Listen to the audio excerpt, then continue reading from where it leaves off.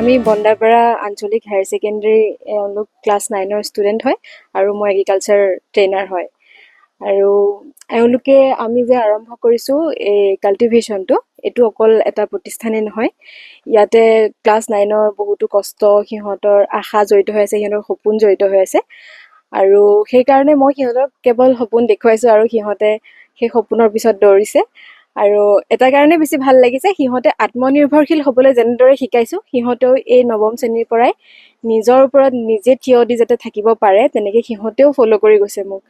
আৰু আমি এইখন আৰম্ভ কৰা 1 মাহমান হৈ গৈছে। আমি ট্ৰেইনিং লৈছিলোঁ, লগতে ময়ো তেওঁলোকক শিকাই আছোঁ। তো সিহঁতে নিজেই এইখিনি কষ্ট কৰি পেলাই খেৰ প্ৰস্তুত কৰাৰ পৰা আদি কৰি মাছৰুমৰ ছিডবিলাক কালেক্ট কৰা, আৰু ইয়াতে আমি গোটেইখিনি প্ৰস্তুতি আৰম্ভ কৰি পিছত এইখন ফাৰ্মখন আমি আৰম্ভ কৰিলোঁ। আৰু আজি 25 দিন 30 দিনৰ পৰা ওলোৱা আৰম্ভ কৰিছে। এতিয়া আমি বিক্ৰীও কৰি আছোঁ।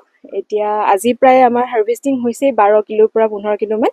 এইখিনি আজি আমি বিক্ৰী কৰিম, আৰু অনাগত দিনত তেওঁলোকে সেই বিক্ৰীৰ পৰা যিটো পইচা পাব, সেইটোৰ পৰা আৰু কিবা ডাঙৰ কিবা এটা চিন্তা কৰাৰ আশা কৰিছে সিহঁতে। আৰু আমি যিটো ইয়াতে ইনভেষ্ট কৰিছোঁ, সেইখিনি পইচা আমি আজি ক'বলৈ পাই মই সুখী যে সিহঁতে কিটচেন গাৰ্ডেন এখন সৰুকৈ আৰম্ভ কৰিছিল, আৰু সেই কিটচেন গাৰ্ডেনখনত বহুতো ছিজনেল চব্জি সিহঁতে বিক্ৰী কৰিছিলে, আৰু তাৰ পৰা যিটো পইচা পাইছিলে সেইটো সিহঁতে ৰাখি থৈছিলে, আৰু এতিয়া সিহঁতে ছিডত লগাইছে। তো সেইটো মই মানে সেইটো কাৰণে বেছি সুখী আজি। এইটো NSQF-ৰ হয়, মানে NSQF-ৰ আণ্ডাৰত, মানে আজিকালি অকল থিয়ৰী বা আগতে যেনেকৈ আমি পঢ়িছিলোঁ তেনেকৈ মানে তাতকৈ বেছি গুৰুত্ব দিছে আজিকালি স্কিলৰ ওপৰত।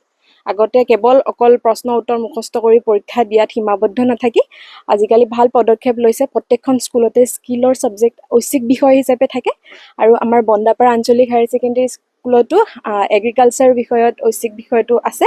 আৰু এওঁলোকে ক্লাছ 9ৰ 30জন ষ্টুডেণ্ট মোৰ লগত আছে, তেওঁলোকে ঐচ্ছিক বিষয় লৈছে। আৰু এই বিষয়টো মানে সিহঁতে 50 মাৰ্কছ থিয়ৰী লিখিব লাগে, আৰু 50 মাৰ্কছ সিহঁতে প্ৰেক্টিকেল কৰিব লাগে। গতিকে সিহঁতে যেনেকৈ প্ৰেক্টিকেল 50 মাৰ্কছ ল'ব লাগে, গতিকে সিহঁতে সেই 50 মাৰ্কছৰ প্ৰেক্টিকেল বহুতখিনি সিহঁতৰ সাঙুৰি থাকে। ছিজনেল খেতিপথাৰৰ পৰাই হওক, বা কিটচেন গাৰ্ডেন, মাছৰুম, লগতে ভাৰ্মি কম্প'ষ্ট, এই গোটেইখিনি বস্তু সিহঁতে শিকিছে। আৰু এতিয়া লাহে লাহে ভাৰ্মি কম্প'ষ্টিঙো কৰিব। অহা বছৰলৈ যিসকল আহিব তেওঁলোকে ভাৰ্মি কম্প'ষ্টিং কৰাম চাগে তেওঁলোকক, একেলগে যিহেতুকে গোটেইখিনি কৰা সহজ নহয়।